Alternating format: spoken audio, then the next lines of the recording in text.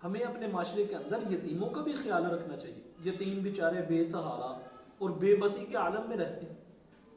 یتیموں کو اللہ رب العزت کی طرف سے اپنے لیے نعمت سمجھنا چاہیے کہ ہم یتیموں کی خدمت کر کے جنت کو پا سکتے ہیں, اللہ رب العزت کو راضی کر سکتے ہیں.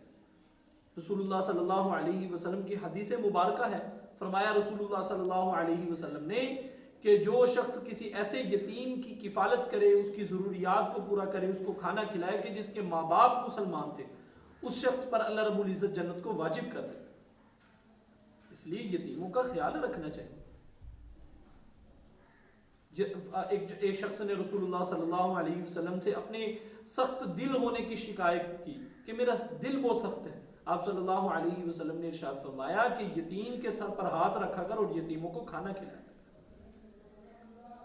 جن لوگ رسول اللہ صلی اللہ علیہ وسلم نے ارشاد فرمایا کہ جن لوگوں کے برتن میں یتیم کھانا شروع کر دے, کھانا کھانے لگ جائے, ان لوگوں کے برتنوں کے قریب تو شیطان بھی نہیں آتا. اس لیے یتیم کا خیال رکھیں اور ڈھونڈیں اپنے محلے کے اندر, اپنے علاقوں میں دیکھیں کہ یتیم کون ہے, میں اس کی جو ہے خدمت کروں. صحابہ تو نیکی کے کاموں کو ڈھونڈتے تھے, اس لیے ہم یتیموں کو ڈھونڈ ڈھونڈ کر ان کی خدمت کریں, ان کے ذریعے اللہ کو راضی کریں اور ان کے ذریعے جنت کو جو ہے حاصل کریں. رسول اللہ صلی اللہ علیہ وسلم نے ارشاد فرمایا میں اور یتیم کی کفالت کرنے والا, یتیم کو کھانا کھلانے والا, اس کی ضروریات کو پورا کرنے والا ایسے ہیں کہ جیسے یہ ہے دو انگلیاں ہوتی.